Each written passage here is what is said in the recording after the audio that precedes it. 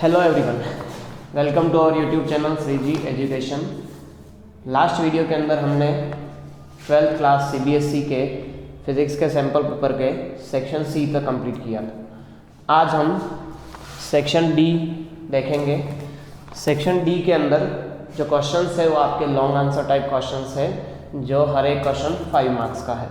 तो इसमें section D के अंदर हमारे पास जो 31st क्वेश्चन है उसका ए जो क्वेश्चन है वो कुछ इस तरह से है। Draw equipotential surface for an electric dipole, two identical positive charge place near each other. यानी हमें इक्विपोटेंशियल सरफेसेस ड्रॉ करनी है। उसमें फर्स्ट जो हमारे पास है वो है एन इलेक्ट्रिक डाइपोल, यानी एक इलेक्ट्रिक डाइपोल। तो हम जानते हैं कि एक डाइपोल में एक नेगेटिव चार्ज और एक पॉजिटिव चार्ज इस तरह से प्लेस होते हैं। इनके लिए हमें इक्विपोटेंशियल सरफेस ड्रॉ करनी है। तो इनके लिए जो पॉइंट चार्ज होता है उनके लिए जो इक्विपोटेंशियल सरफेस होती है वो स्फेरिकल शेप की होती है। तो यहाँ पे जो इक्विपोटेंशियल सरफेसेस हो जाएगी वो कुछ इस तरह से हो जाएगी। इसी तरह से पॉजिटिव चार्ज के कारण भी इक्विपोटेंशियल सरफेसेस हम ड्रॉ कर सकते हैं इस तरह से।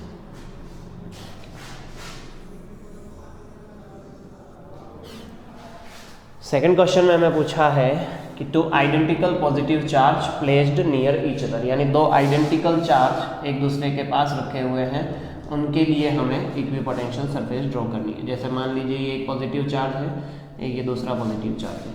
तो इसके कारण जो इक्विपोटेंशियल सरफेसेस होगी वो कुछ इस तरह से हो जाएगी, तथा इसके कारण जो इक्विपोटेंशियल सरफेसेस होगी वो इस तरह से हो जाएगी। और दोनों ही चार्जेस के कारण जो इक्विपोटेंशियल सरफेसेस हैं वो हम इस तरह से ड्रॉ कर सकते हैं। तो ये हमारे पास इस क्वेश्चन के एक डाइपोल और दो पॉजिटिव चार्ज के लिए इक्विपोटेंशियल सरफेसेस हो जाएगी।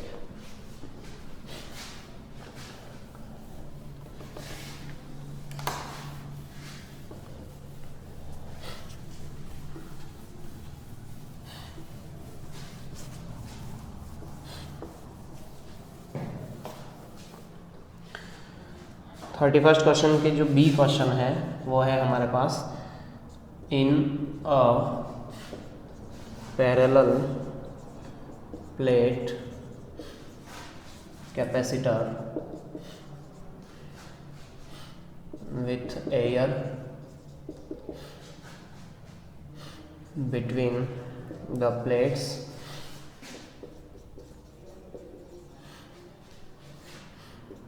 each plate has an area of 6 into 10 to the power minus 3 meter square, and the separation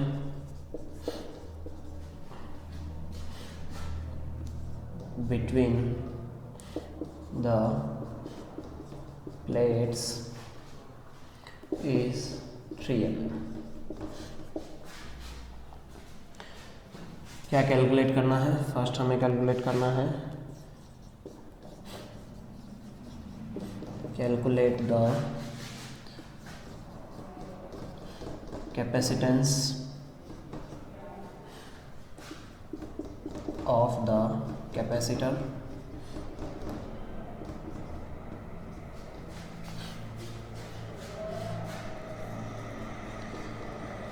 second है if the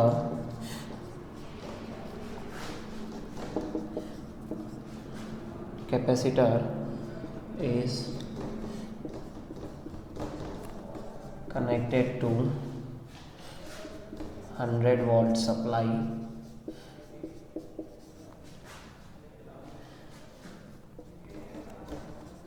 what would be the charge on each plate। इसी में जो third question है वो है how would charge on plate be affected if 3 mm mica sheet of k equal to 6 is inserted। यानी question में हमें यह है कि एक पैरेलल प्लेट कैपेसिटर है जिसके दोनों प्लेटों के बीच में इनिशियल एयर है। दोनों ही प्लेटों का जो एरिया है that is 6 × 10⁻³ metre square and the separation between the plates is 3 mm। यानी अकॉर्डिंग टू क्वेश्चन हम अगर देखें कि हमारे पास एक पैरेलल प्लेट कैपेसिटर है इस तरह से, इस पैरेलल प्लेट कैपेसिटर के दोनों प्लेटों के बीच का जो डिस्टेंस है दैट इज 3 mm और इन प्लेटों का जो एरिया है वो हो जाएगा 6 × 10⁻³ मीटर स्क्वायर। हमें क्वेश्चन नंबर 1 में ये पूछा गया है calculate the capacitance of the capacitor, यानी हमें इस कैपेसिटर का कैपेसिटेंस कैलकुलेट करना है। तो हम जानते हैं कि किसी भी पैरेलल प्लेट कैपेसिटर का जो कैपेसिटेंस होता है C वो इक्वल होता है A ε0 डिवाइडेड बाय D। यहाँ A एरिया है प्लेट का, ε0 परमिटिविटी है वैक्यूम की और D जो है वो दोनों प्लेटों के बीच की डिस्टेंस है।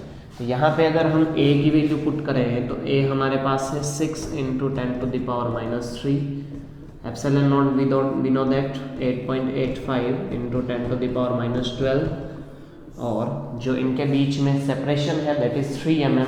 तो 3 mm को हम अगर सेंटीमीटर में मीटर में बदलते हैं तो दैट इज 3 × 10⁻³ तो यहाँ पे अगर हम कैलकुलेट करते हैं तो ये कैंसिल करके इसकी जो वैल्यू आएगी दैट इज 17.7 × 10⁻12 फेरेड।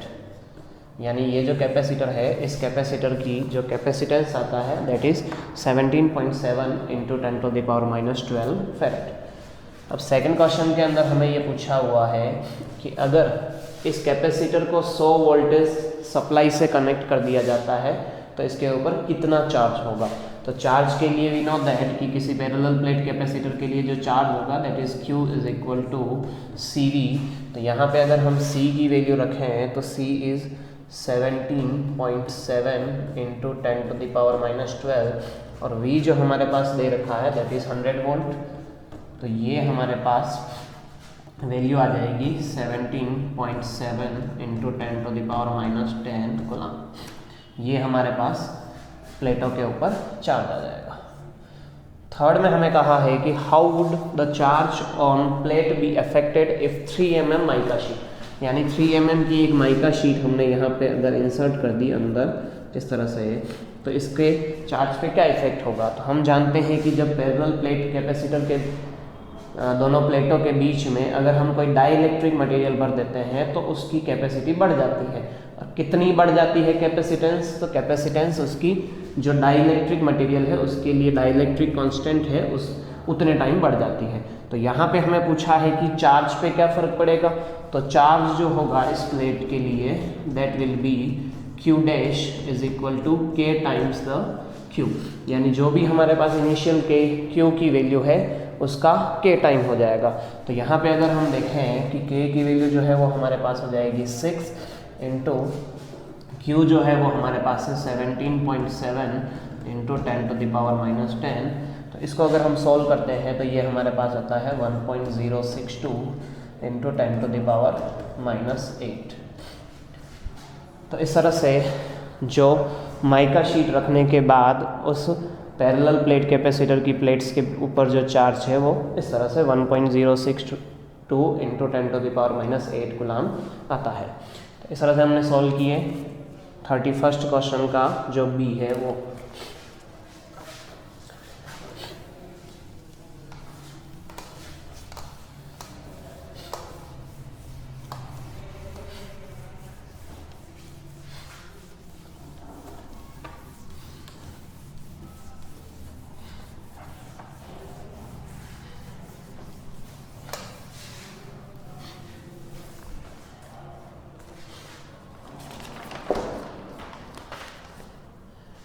इसी के और में आपको एक क्वेश्चन दे रखा है 31 के और में, जो ए क्वेश्चन है that is 3 charges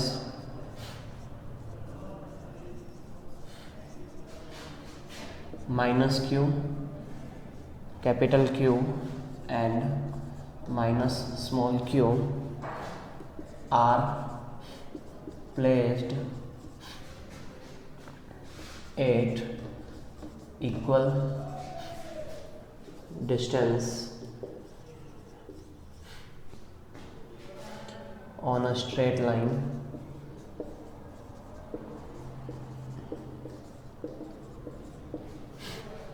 if the potential energy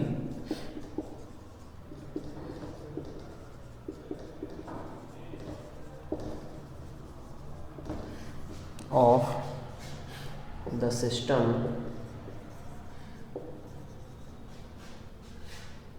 of these charges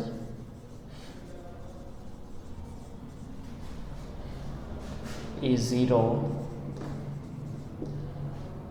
then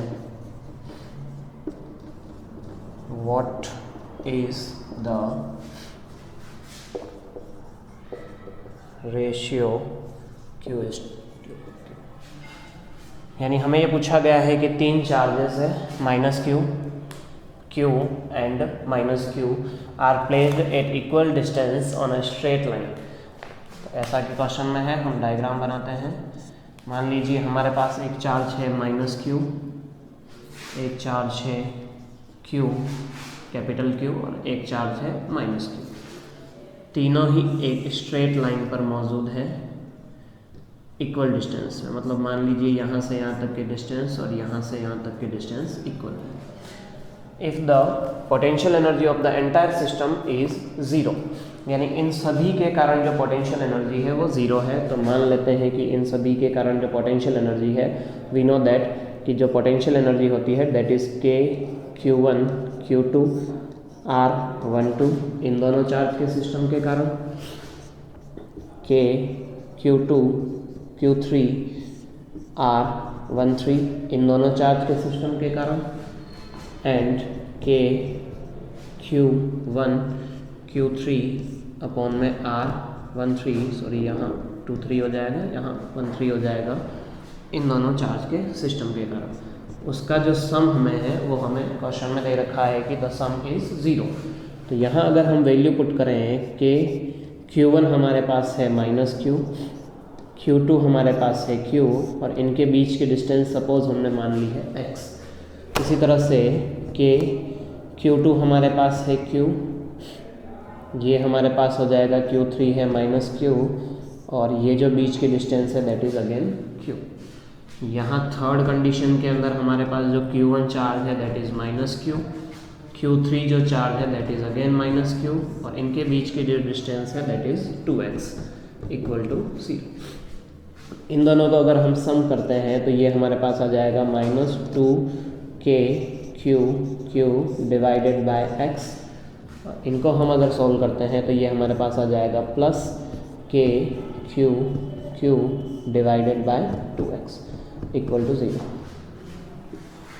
अब अगर इस एक्सप्रेशन को हम उधर ट्रांसफ़र करते हैं तो हमारे पास आ जाएगा k Q स्क्वायर अपॉन में 2x, ये इसको उधर भेजा तो इक्वल में आ जाएगा 2k Q बाय x। यहाँ पे k से k को कैंसिल कर लेंगे, q से q स्क्वायर को कैंसिल कर लेंगे और x से x को कैंसिल कर लेंगे। तो यहाँ बच जाएगा q बाई 2 और इस साइड में बच जाएगा 2q। अब हम अगर इस q को यहाँ डिवाइड में भेजें, सॉल्व करते हैं तो that is q is equal to 4q, therefore the q upon q will be equal to 1/4।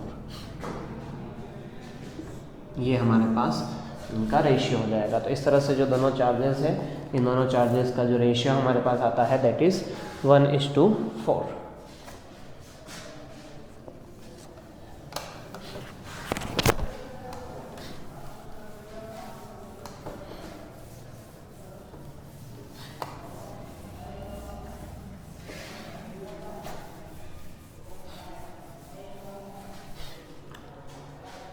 इसी क्वेश्चन के अंदर जो हमें बी दे रखा है, बी के अंदर जो हमें फर्स्ट दे रखा है दैट इज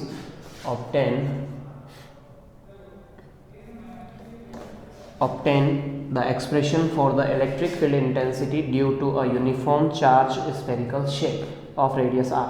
यानी हमें ये पूछा है कि एक यूनिफॉर्मली चार्ज स्फेरिकल शेल है, मान लीजिए इस तरह से ये एक स्फेरिकल शेल है जो यूनिफॉर्मली चार्ज है, मतलब इसको हमने जो चार्ज दे रखा है वो हमें यूनिफॉर्मली दे रखा है दैट इज q। इसके सेंटर से r डिस्टेंस के ऊपर हमारे पास कोई एक पॉइंट है दैट इज सपोज p, जहां हमें इलेक्ट्रिक फील्ड इंटेंसिटी निकालनी है। तो हम जानते हैं कि इस पॉइंट पे जो इलेक्ट्रिक फील्ड होगा उसकी डायरेक्शन कुछ इस तरह से हो जाएगी E। अब हम यहाँ पे अगर एक छोटा सा एरिया ले लें that area is suppose ds, तो इस एरिया का जो एरिया वेक्टर है उसकी डायरेक्शन भी इसी तरफ हो जाएगी।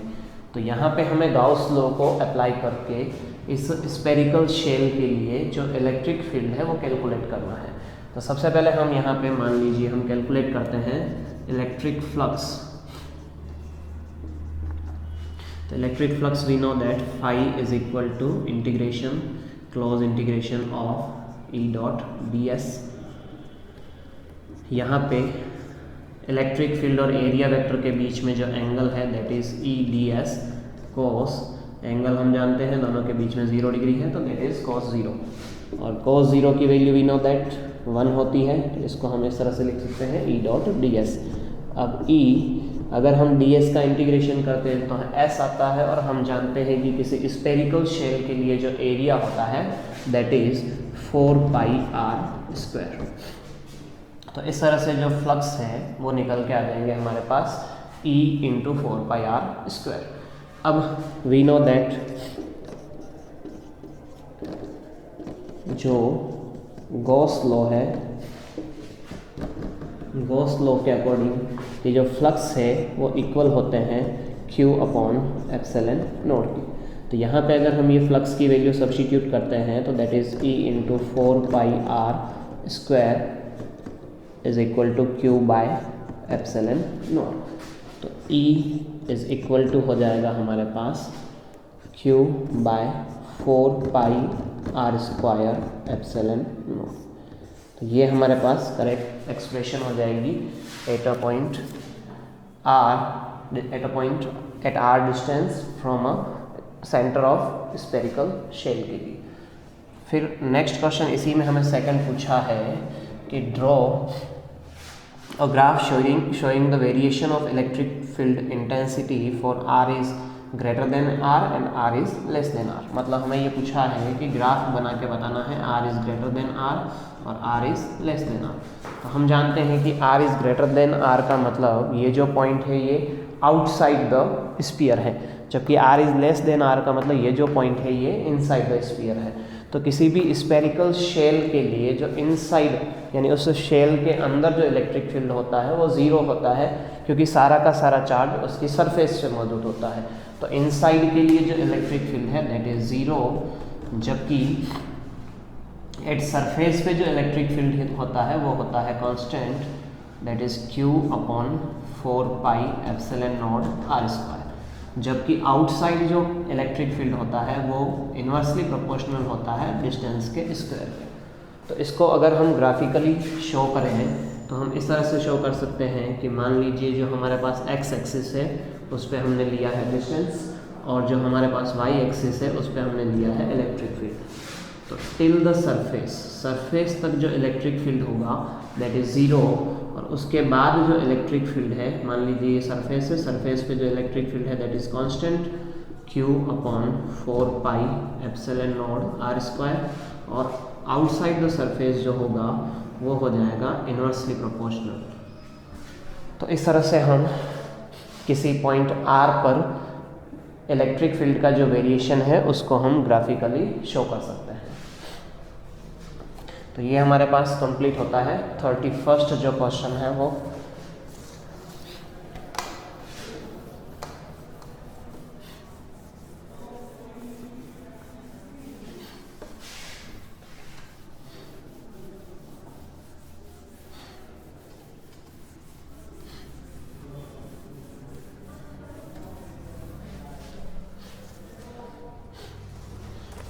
नेक्स्ट देखते हैं 32nd क्वेश्चन 32। उसमें हमारे पास फर्स्ट है explain the term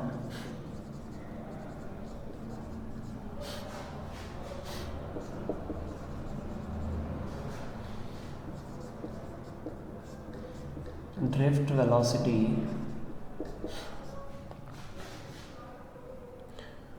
of electrons in a conductor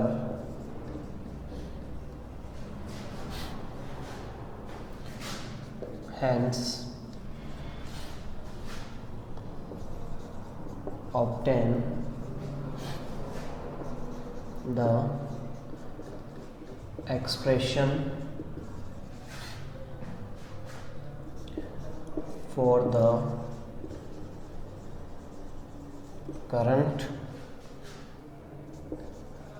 through a conductor in terms of drift velocity।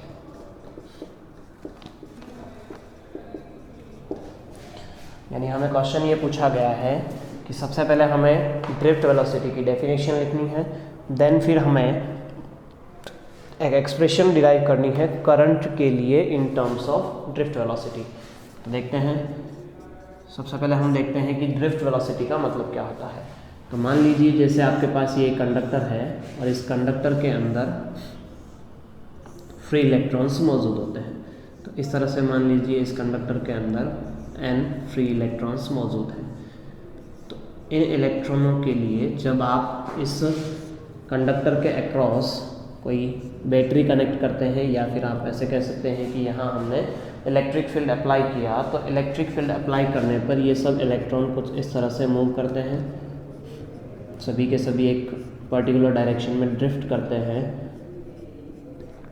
तो इस कंडीशन में यानी इलेक्ट्रिक फील्ड की प्रेजेंस में इन इलेक्ट्रॉनों की जो एवरेज वेलोसिटी होगी उसी एवरेज वेलोसिटी को हम ड्रिफ्ट वेलोसिटी कहते हैं। यानी इसको हम इस तरह से डिफाइन कर सकते हैं कि the average velocity of electrons in presence of electric field is called drift velocity. अब हमें यहाँ पूछा है कि इलेक्ट्रिक करंट का रिलेशन निकाल के बताना है in terms of drift velocity. तो हम यहाँ पे देखते हैं कि मान लीजिए हमारे पास ये एक कंडक्टर है, late us consider a conductor of length equal to L, area of cross section A, and number of electrons in unit volume is equal to n। यानी हमने यहाँ एक कंसिडर किया है कंडक्टर जिसकी लेंथ जो है वो क्या है, मान लीजिए L है, जिसका एरिया ऑफ क्रॉस सेक्शन है दैट इज A, और उसके यूनिट वॉल्यूम के अंदर जो नंबर ऑफ इलेक्ट्रॉन है दैट इज n।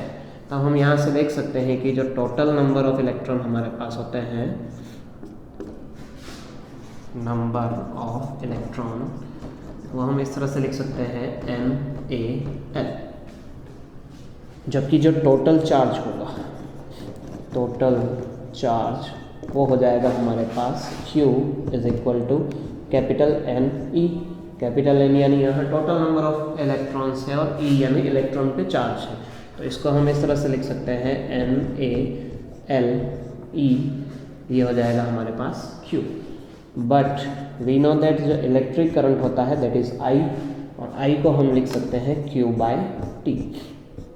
तो यहाँ पे अगर हम Q की वैल्यू को सब्स्टिट्यूट करते हैं तो हमारे पास जो I है वो आ जाएगा Q/T, मीन्स Q है हमारे पास NaLE/T। यहाँ NaE और L/T, L यानी डिस्टेंस बाय टाइम हमारे पास हो जाएगा वेलोसिटी। तो इसको हम लिख सकते हैं ड्रिफ्ट वेलोसिटी की टर्म में इस तरह से। तो यहाँ से हमारे पास जो ड्रिफ्ट वेलोसिटी के और करंट के बीच में जो रिलेशन आता है that is I is equal to NAEVD। ये हमारे पास ड्रिफ्ट वेलोसिटी और करंट के लिए करेक्ट रिलेशन हो जाएगा।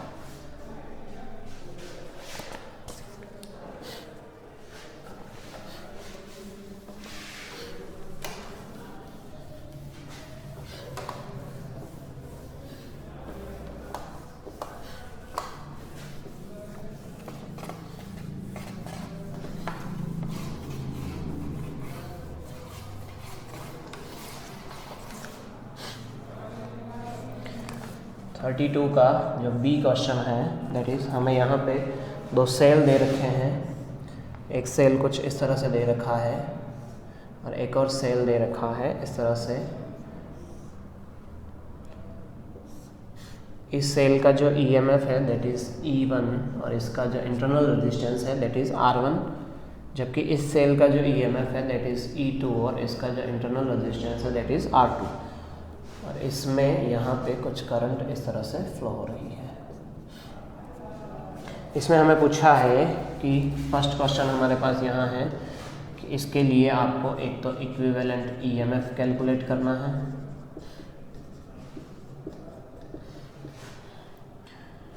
Second equivalent internal resistance calculate करना है,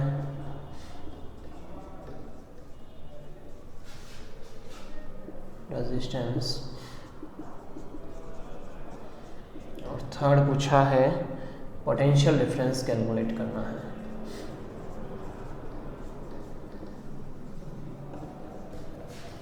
अक्रॉस A एंड B। यहाँ पे हमारे पास ये A है और ये B हो जाएगा। तो इस क्वेश्चन को सॉल्व हम किस तरह से करेंगे कि मान लीजिए हमारे पास जो सेल फर्स्ट वाला जो सेल है उससे जो हमें करंट मिल रही है दैट इज़ मान लेते हैं हम I1 और सेकंड सेल से जो करंट मिल रही है दैट इज़ I2। तो यहाँ पे इस सर्किट के लिए जो टोटल करंट हो जाएगी, total current I is equal to I1 plus I2। अब हमें यहाँ पता होना चाहिए कि जो EMF है, जो टर्मिनल पोटेंशियल है और जो करंट है उनके बीच में जो रिलेशन होता है that is E is equal to V plus IR। यहाँ से अगर हम I की वैल्यू निकालें तो I इज इक्वल टू हमारे पास हो जाएगा E माइनस V अपॉन में R हो जाएगा। ये I1 और I2 के लिए वहाँ अगर हम वैल्यू पुट करें तो I1 के लिए हमारे पास जो एक्सप्रेशन हो जाएगी that is E1 minus V upon में R। यहाँ V हमने सेम लिया है क्योंकि पैरेलल कॉम्बिनेशन के अंदर जो टर्मिनल पोटेंशियल होता है पैरेलल के अंदर वो सेम रहता है। यहाँ पे मान लीजिए हमने I2 की वैल्यू सब्स्टिट्यूट की तो E2 minus V divided by R2। इस एक्सप्रेशन को हम इस तरह से लिख सकते हैं E1 by R1 minus V by R1 plus E2 by R2 minus V by R2। यहाँ हम E1 by R1 plus E2 by R2 minus इन दोनों में से अगर हम V कॉमन लें तो that will be 1 upon R1 plus 1 upon R2। इसको फर्दर अगर हम सोल्व करते हैं तो that will B R1 R2 हमारे पास LCM आ जाएगा। This will B E1 R2 plus E2 R1 minus यहाँ हम अगर LCM लें तो that will B R1 R2 R1 plus R2। ये हमारे पास I की एक्सप्रेशन चल रही है। अब इस इक्वेशन से अगर हम फर्दर वहाँ से V को एक तरफ ट्रांसफ़र करें तो हमारे पास ये एक्सप्रेशन कुछ इस तरह से हो जाएगी V R1 plus R2 upon में R1 R2 इक्वल टू, इसको हमने इधर भेजा तो इसको अगर उधर भेजते हैं तो ये हो जाएगा E1 R2 plus E2 R1 upon में R1 R2 माइनस I। यहाँ अगर हम LCM लेके फर्दर इसको सोल्व करें तो ये हो जाएगा R1 R2 E1 R2 plus E2 R1 minus I R1 R2। V R1 plus R2 upon में R1 R2। यहाँ से R1 R2 दोनों साइड में कैंसिल हो जाएगा। देन जो V हो जाएगा वो हमारे पास हो जाएगा E1 R2 plus E2 R1 divided bye, इसको नीचे भेजेंगे तो R1 plus R2। Then current जो होगी वो हो जाएगी I R1 R2 divided by R1 plus R2। ये हमारे पास एक्सप्रेशन हो जाएगी। अब इस एक्सप्रेशन, ये तो हमारे पास जो थर्ड क्वेश्चन है उसके लिए एक्सप्रेशन हमने निकाल दी है, जो पोटेंशियल डिफरेंस है ए और बी के बीच में। अब हमें यहाँ पूछा गया था कि जो इक्विवेलेंट ईएमएफ है या इक्विवेलेंट इंटरनल रेजिस्टेंस है उसकी एक्सप्रेशन निकालनी है।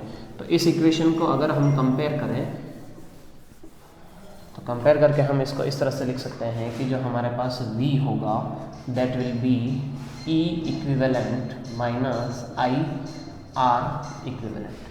तो इनको इक्वेशन 1 और इस इक्वेशन 2 को अगर हम कंपेयर करते हैं तो हमारे पास जो E इक्विवेलेंट की वैल्यू आएगी that will B E1 R2 plus E2 R1 divided by R1 plus R2। इसी तरह से R इक्विवेलेंट की जो वैल्यू आएगी that will B R1 R2 divided by R1 plus R2। तो हमारे फर्स्ट क्वेश्चन जो है उसका आंसर हो जाएगा इक्विवेलेंट ईएमएफ के लिए E equivalent is equal to E1 R2 plus E2 R1 divided by R1 plus R2। फिर इक्विवेलेंट इंटरनल रेजिस्टेंस का जो फॉर्मूला हो जाएगा that is R equivalent is equal to R1 R2 divided by R1 plus R2। और जो third है potential difference between A and B वो हम इस तरह से कैलकुलेट कर सकते हैं।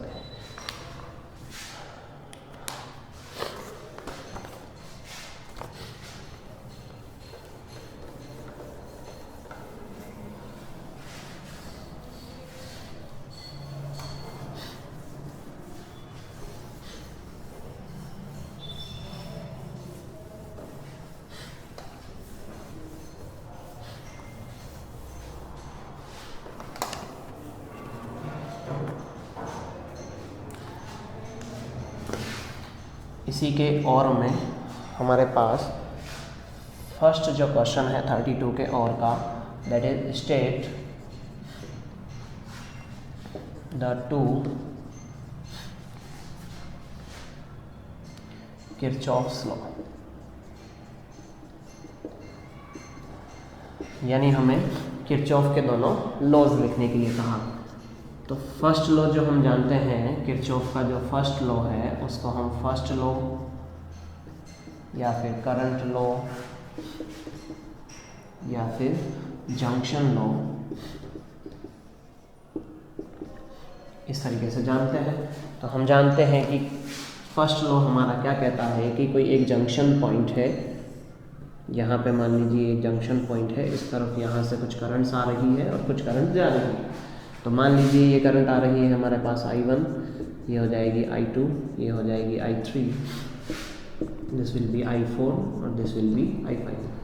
तो फर्स्ट लॉ ये कहता है कि किसी एक जंक्शन पॉइंट पे जो सिग्मा I है यानी सम ऑफ टोटल करंट है दैट विल बी 0, यानी जो इनकमिंग करंट है वो इक्वल हो जाएगी आउटगोइंग करंट के। इसको हम इस तरह से लिख सकते हैं I1 plus I2 plus I3 is equal to I4 plus I5। ये हमारे पास फर्स्ट लॉ हो जाएगा। इसी तरह से जो सेकंड लॉ है, सेकंड लॉ को हम वोल्टेज लॉ भी कह सकते हैं या फिर लूप लॉ भी कह सकते हैं। ये जो लॉ है ये हमारे ये बताता है कि किसी एक, मान लीजिए ये कोई क्लोज लूप है, तो इस क्लोज लूप के अंदर जितनी भी डिवाइसेस है उन सब के अक्रॉस जो पोटेंशियल डिफरेंस होगा उस पोटेंशियल डिफरेंस का जो सम होता है वो होता है 0। यानी अलग अलग डिवाइसेस है, सब डिवाइसेस के लिए जो क्लोज लूप के लिए जो पोटेंशियल डिफरेंस का सम होता है वो हमारे पास होता है 0। तो इस तरह से हमने दो लॉज देखे हैं किरचॉफ के, फर्स्ट लॉ और सेकंड लॉ।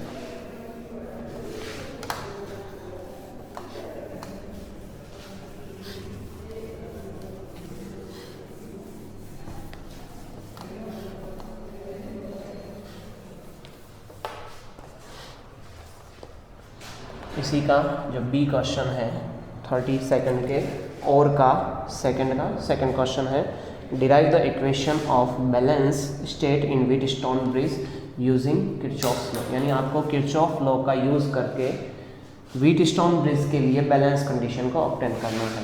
तो मान लीजिए हमारे पास इस तरह से ये एक व्हीटस्टोन ब्रिज है,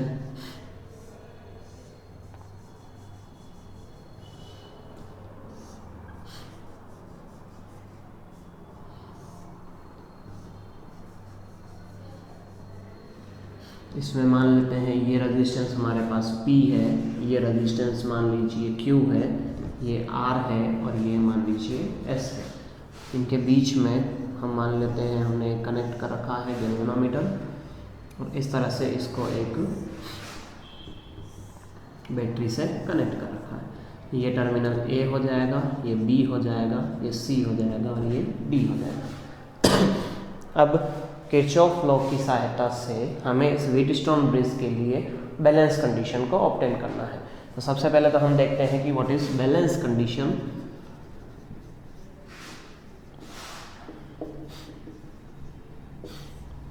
तो बैलेंस कंडीशन क्या होती है कि जब गैल्वेनोमीटर के अंदर जीरो करंट फ्लो होती है, यानी यहाँ पे जो गैल्वेनोमीटर है उसके अंदर नल डिफ्लेक्शन यानी कोई डिफ्लेक्शन नहीं होगा, तो उस केस के अंदर जो P अपॉन Q वो होता है R अपॉन S के इक्वल। ये हमारे पास व्हीटस्टोन ब्रिज की बैलेंस कंडीशन होती है।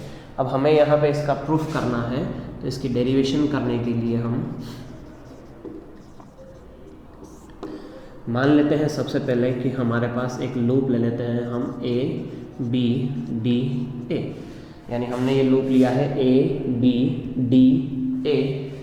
यहाँ से मान लेते हैं जो सर्किट है, सर्किट के अंदर टोटल करंट जा रही है दैट इज़ I। इसमें से मान लीजिए कुछ करंट इधर चली गई I1 और इसमें कुछ करंट चली गई I2। इस I1 में से कुछ पार्ट इस तरफ चला गया दैट इज़ IG और यहाँ आ जाएगा अपने पास I1 माइनस IG। सिमिलरली यहाँ से I2 आया, ये हो जाएगा I2 प्लस IG। तो यहाँ अगर हम किरचॉफ लॉ लगाएं तो स्टार्टिंग में हम ऐसे लिख सकते हैं I1P। यहाँ से अगर हम इस तरफ जाएं तो सबसे पहले हम करंट को रेजिस्टेंस से मल्टीप्लाई करेंगे, तो I1P इधर हम देखें हैं तो दैट इज़ IGG। सिमिलरली हम इधर आ रहे हैं, हमारी कैलकुलेशन जो है हम इस तरफ कर रहे हैं और करंट सामने से आ रही है, तो जो किरचॉफ लॉ है उसमें हम अगर इसको पुट करें तो that is I2R equal to 0। But हमें पता है कि जो बैलेंस कंडीशन है वहाँ पे IG क्या हो जाएगा 0, therefore I1P will be equal to I2R। ये हमारे पास फर्स्ट इक्वेशन हो जाएगी। इसी तरह से अगर हम लें loop B C D D, अगर हम लूप ले लेते हैं B C D और B, तो यहाँ पे हम देखते हैं कि जो I1 minus IG into Q minus इसका हो गया, यहाँ अगर देखें तो I2 plus IG into S और इधर अगर हम देखें तो that is minus IG equal to 0। Similarly यहाँ पे भी IG की वैल्यू अगर हम 0 पुट करें तो ये हमारे पास आ जाएगा I1Q माइनस I2S, ये हमारे इक्वल हो जाएगा 0 के। तो यहाँ से I1Q इक्वल टू I2S, ये हमारे पास सेकंड इक्वेशन होगी। अब अगर हम इक्वेशन 1 को इक्वेशन 2 से डिवाइड करें, इक्वेशन 1 डिवाइडेड बाय इक्वेशन 2, तो हम देखते हैं कि I1P divided by I1Q equal to I2R divided by I2S। यहाँ I1 से I1 कैंसिल हो जाएगा, I2 से I2 कैंसिल हो जाएगा, तो जो P अपॉन Q है वो किसके इक्वल हो जाएगा R अपॉन S के।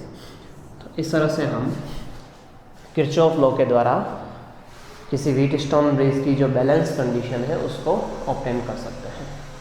तो ये हमारे पास 32 जो क्वेश्चन था वो कंप्लीट होता है।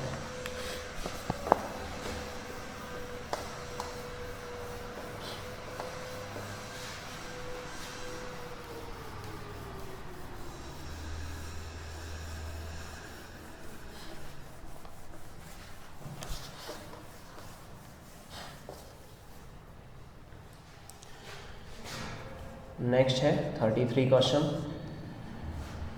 Draw the graph showing intensity distribution of fringes with phase angle due to diffraction through a single slit.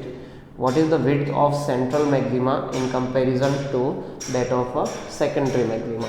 यानी हमें यहाँ पे डिफ्रैक्शन के लिए सिंगल स्लिट डिफ्रैक्शन एक्सपेरिमेंट के लिए इंटेंसिटी ग्राफ बनाना है। तो हम जानते हैं कि जो सिंगल स्लिट एक्सपेरिमेंट होता है उसके लिए जो हम जानते हैं सेंट्रल फ्रिंज जो होती है उसकी विड्थ दूसरी जो फ्रिंजेस होती हैं उनके कंपैरिजन में डबल होती है। तो यहाँ पे जो सेंट्रल जो फ्रिंज होगी उसकी जो इंटेंसिटी है वो ज़्यादा हो जाएगी as compare to other fringes. तो इसका जो ग्राफ है वेरिएशन हम इस तरह से शो कर सकते हैं। ये हमारे पास ग्राफिकल नोटेशन हो जाएगा।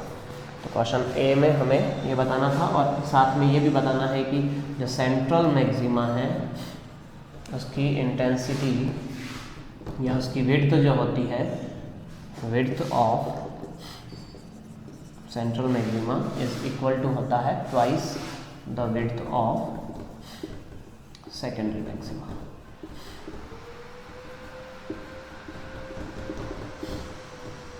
जो सेंट्रल मैक्सिमा की विड्थ होती है वो सेकेंडरी मैक्सिमा की विड्थ के डबल होती है।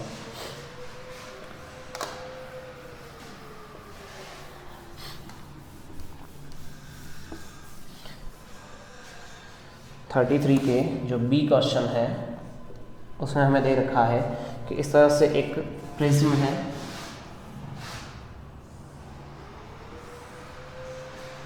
उस प्रिज्म के किसी एक फेस पर मान लीजिए ये ए, ये बी और ये सी है। प्रिज्म एंगल जो है दैट इज़ 60 डिग्री।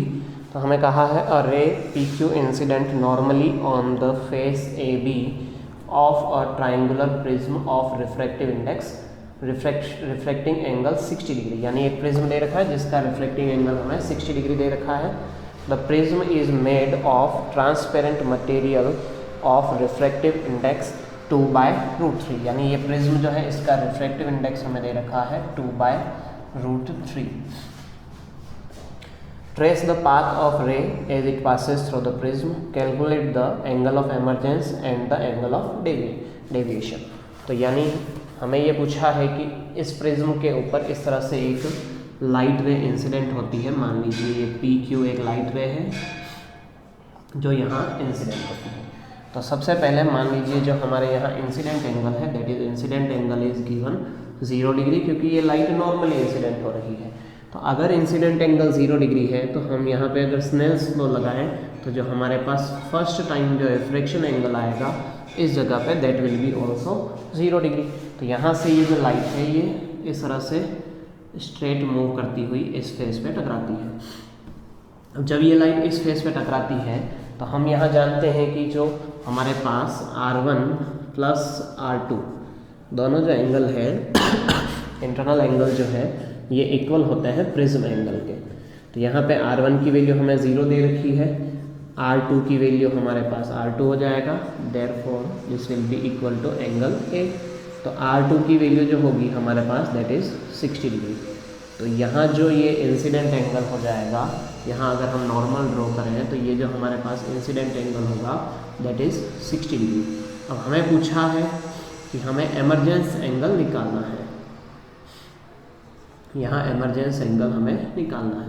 तो एमरजेंस एंगल निकालने के लिए वी नो दैट कि जो I प्लस E हमारे पास यहाँ एंगल एमरजेंस एंगल जो है वो इस तरह से निकाल सकते हैं कि जो हमारे पास स्नेल लॉ है, स्नेल्स लॉ हमारे पास हो जाएगा साइन इंसिडेंट एंगल यहाँ R1 है डिवाइडेड बाय जो रिफ्रैक्शन एंगल है दैट इज साइन E, ये इक्वल हो जाएगा। देखिए यहाँ पे ये मान लीजिए कि रिफ्रैक्टिव इंडेक्स 2/√3 दे रखा है, तो लाइट इस मीडियम से इस मीडियम में जा रही है यानी ग्लास से एयर में जा रही है, तो रिफ्रैक्टिव इंडेक्स को हम 1/μ ऑफ प्रिज्म लिख सकते हैं। तो यहाँ पे साइन R जो हमारे पास R1 है that is 60 degree, sine E हमें निकालना है जबकि जो रिफ्रैक्टिव इंडेक्स दे रखा है वो 2/√3 दे रखा है, तो इसका रेसिप्रोकल अगर हम करते हैं तो दैट इज़ √3/2। तो यहाँ पे sin 60 की वैल्यू रखते हैं, तो sin 60 हमारे पास होता है √3/2 divided by sin e equal to √3/2।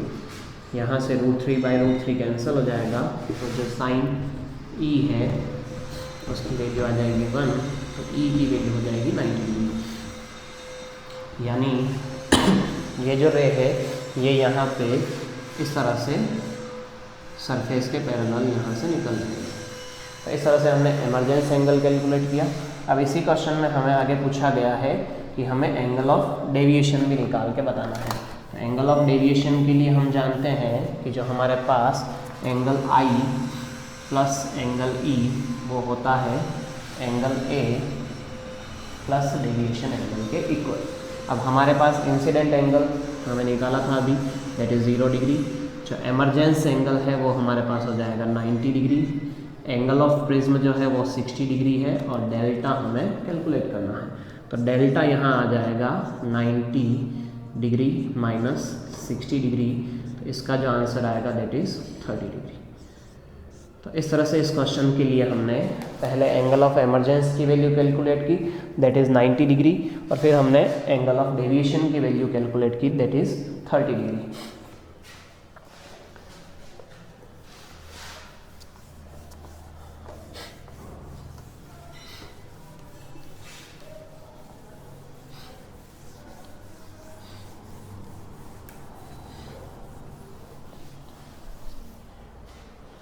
इसी के और में हमें जो क्वेश्चन दे रखा है उसका फर्स्ट क्वेश्चन है right 2 points of difference between interference pattern and diffraction pattern. यानी हमें इंटरफेरेंस और डिफ्रैक्शन के अंदर दो डिफरेंस लिखना है।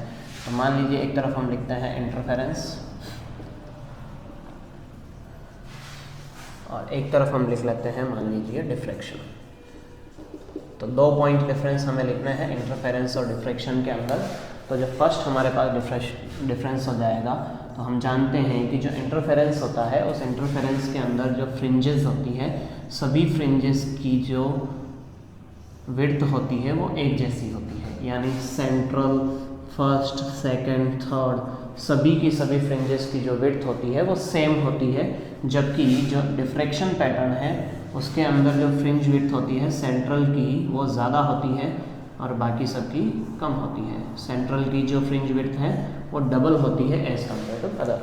तो इन दोनों के लिए ग्राफ इस तरह से हम लिख सकते हैं, और हम लिख सकते हैं कि जो all the fringes are of equal width, सभी की सभी जो फ्रिंजेस है वो इक्वल विड्थ की होती है। यहाँ the central fringe is of twice the width of secondary fringe।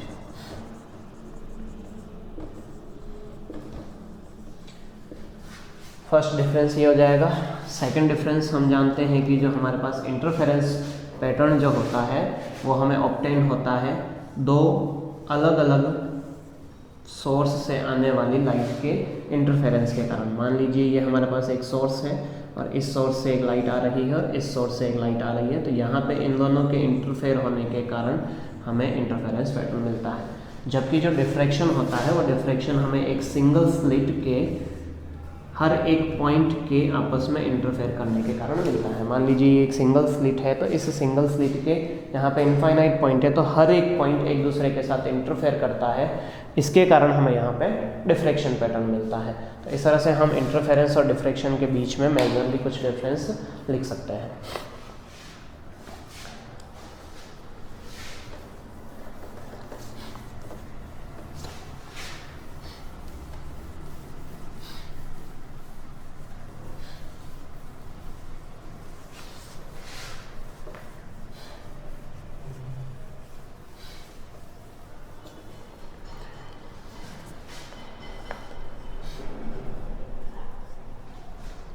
33 के और का जो बी का फर्स्ट क्वेश्चन है वो है a ray of light incident on a face A B of an equilateral glass prism show minimum deviation of 30 degree.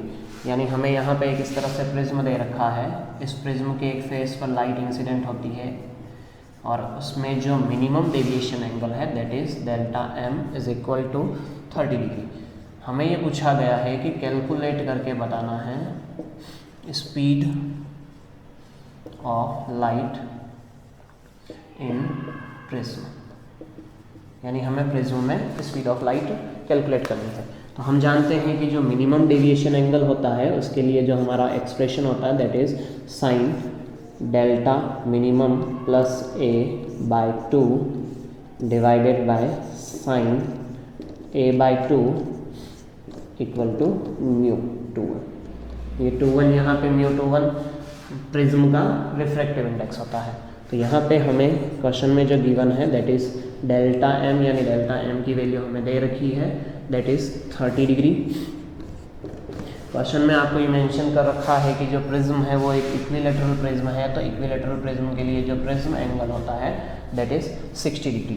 तो यहाँ हम रख देंगे 60/2 डिवाइडेड बाय साइन 60/2। ये हमारे पास हो जाएगा म्यू 21 के इक्वल। इसको अगर हम कैलकुलेट करते हैं तो ये हमारे पास ऊपर हो जाएगा साइन 45, नीचे हो जाएगा sine 30 equal to mu 21। Sine 45 की वैल्यू हम जानते हैं 1/√2 होता है, जबकि साइन 30 की वैल्यू 1/2 होती है।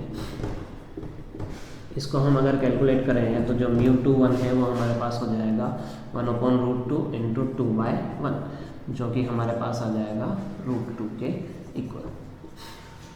अब क्वेश्चन में हमें पूछा है कि हमें स्पीड ऑफ लाइट निकाल के बतानी है थ्रू द प्रिज्म। तो हम जानते हैं कि जो रिफ्रैक्टिव इंडेक्स होता है म्यू 21 वो होता है c/v के इक्वल।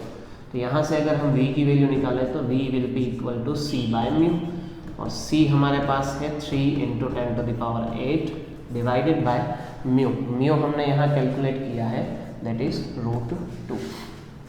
तो इस तरह से इस प्रिज्म के अंदर जो स्पीड ऑफ लाइट होगी that will be 3 × 10⁸ divided by √2 metre पर सेकेंड। इसी में हमारा जो सेकंड क्वेश्चन है that is find the angle of incidence at face A B so that the